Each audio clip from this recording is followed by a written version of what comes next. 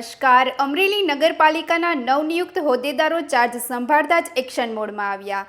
પાલિકામાં ભ્રષ્ટાચાર સામે કડક વલણ અપનાવતા હોદ્દેદારોએ લાંચિયા તત્વોને ખુલ્લી ચેતવણી આપી.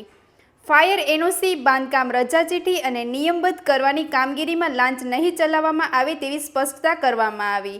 સાથે જ જનતાને અપીલ કરવામાં આવી છે કે કોઈ કર્મચારી કે એજન્ટ રૂપિયા માંગે તો સીધો હોદ્દેદારોનો સંપર્ક કરે. શહેર વિકાસ સમિતિના ચેરમેન પીપી સોજિત્રાએ ભ્રષ્ટાચાર સામે કડક કાર્યવાહી કરવાની ચેતવણી આપી. જ્યારે પાલિકા પ્રમુખ વૈશાલી માંગરોળીયાએ અમરેલીને સ્માર્ટ સિટી બનાવવાનો સંકલ્પ વ્યક્ત કર્યો. વધુ સમાચાર માટે જોડાયેલા રહો આરપી ગુજરાત ન્યૂઝ, રાજકોટ.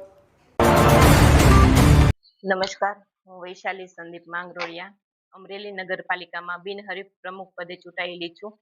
હું આગામી 5 વર્ષમાં સાંસદ શ્રી ભરતભાઈ સુતરિયા તથા આપણા લોકલાડીલા ધારાસભ્ય તથા ઉર્જા મંત્રી શ્રી કૌશિકભાઈ વેકરિયા તથા આપણા અમરેલીના સ્વપ્ન દ્રષ્ટા એવા શ્રી પીપી સાહેબના માર્ગદર્શન હેઠળ અમરેલીને સુંદર અને સમૃદ્ધ બનાવીશ એવી હું આપ સૌને ખાતરી આપું છું.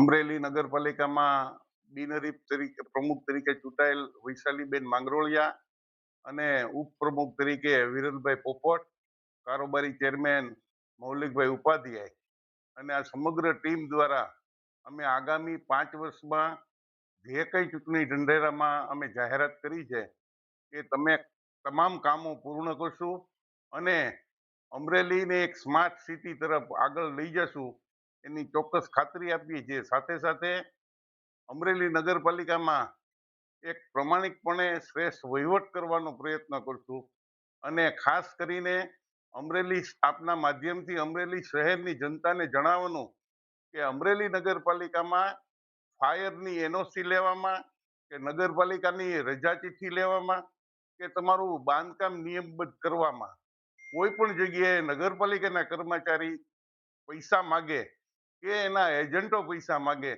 તો અમને ચોક્કસ જાણ કરજો. અમે એની ઉપર કડકમાં કડક પગલાં લેશું એવી પણ આપ સૌને ખાતરી આપીએ.